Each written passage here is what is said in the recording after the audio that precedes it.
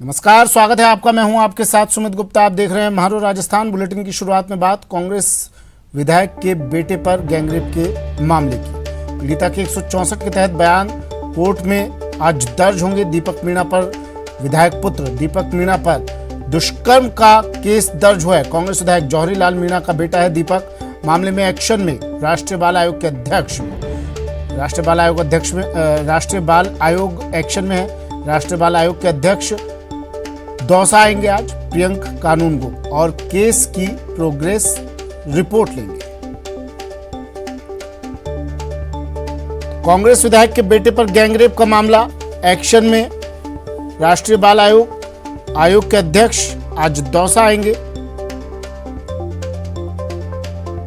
दीपक मीणा विधायक पुत्र जिस पर दुष्कर्म का केस दर्ज हुआ है, कांग्रेस विधायक का बेटा है जिस पर गैंगरेप का मामला है।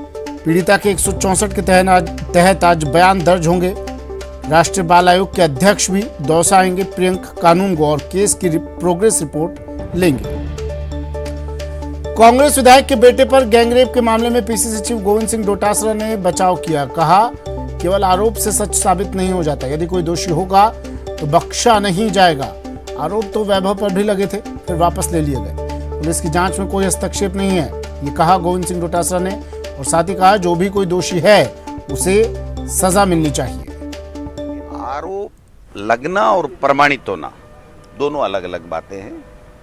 तो आज की तारीख में जो भी हमने मीडिया के माध्यम से सुना है, तो देखिए पुलिस इन्वेस्टिगेशन चल रहा है। हमारा तो यही कहना है कि अगर कोई दोषी होगा तो उसको बख्शा नहीं जाएगा।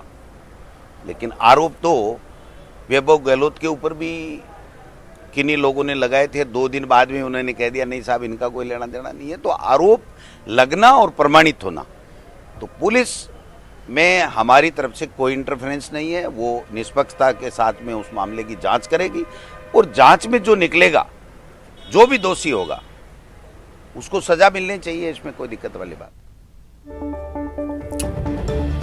कांग्रेस विधायक के बेटे पर गैंगरेप का आरोप लगा है। कैबिनेट मंत्री प्रताप सिंह खाचरियावास ने इस पर बयान दिया। कहा, एफआईआर सरकार की नीति की वजह से दर्ज हुई। कितना भी बड़ा व्यक्ति हो, एफआईआर दर्ज की जाती है।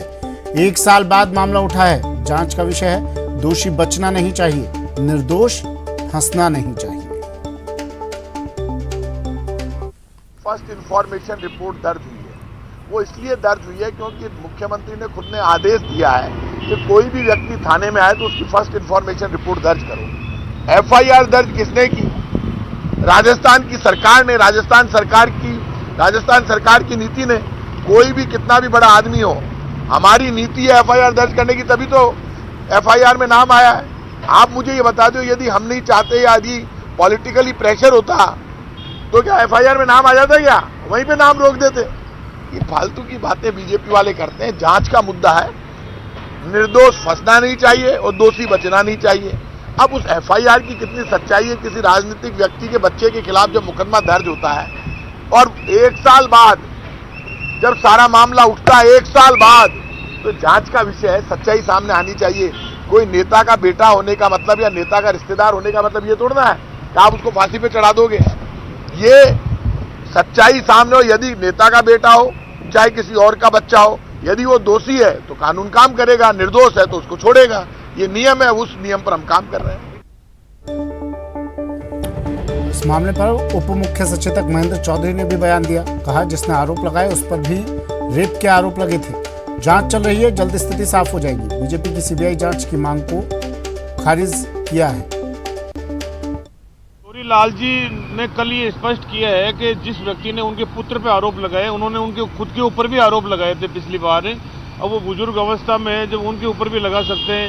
ये सिर्फ राजनीतिक बात है जिस प्रकार का जौहरी लाल जी ने कहा है, और जांच चल रही है। जांच के अंदर जो सत्य है वो सामने आ जाएगा। बीजेपी तो सब में सीबीआई की जांच की मांग करती है, उनको तो दूसरी जांचें पसंद ही नहीं है। बीजेपी के चाहने न चाहने से सीबीआई जांच, अभी रिट में भी उन्होंने लाख प्रयास कर लिए, सीबीआई जांच हो गई क्या?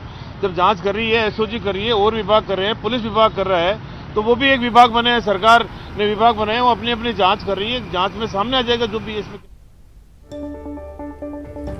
इस मामले पर बीजेपी विधायक रामलाल शर्मा ने भी निशाना साधा है। के ऊपर अत्याचार राजस्थान के अंदर अगर सबसे बड़ी उपलब्धि अगर रही है तो राजस्थान के अंदर महिला दुष्कर्म नंबर 1 पे पहुंचे है, अनुसूचित जाति जनजाति के ऊपर अत्याचार के ऊपर नंबर 1 पे पहुंचा है। और जब रक्षक ही भक्षक बन जाए तो राजस्थान को बचाने वाला कौन है? मंत्री जी का स्टेटमेंट मैंने भी सुना है, सरकार का स्टेटमेंट सुना है, और विधायक जी का स्टेटमेंट ये कि मेरा बेटा निर्दोष है। तो निर्दोष साबित करने का काम या दोषी साबित करने का काम कानून करेगा। आपके कहने से कोई दोषी और आपके नहीं कहने से कोई निर्दोष नहीं हो जाता। इसलिए तत्काल विधायक जी को अपनी संवेदनशीलता का परिचय देते हुए कानूनी प्रक्रिया के अंदर अपने बेटे को जो भी इन्वेस्टिगेशन ऑफिसर है उसके सामने पेश करना चाहिए और एक न्यायिक प्रक्रिया है उसका सामना करना चाहिए।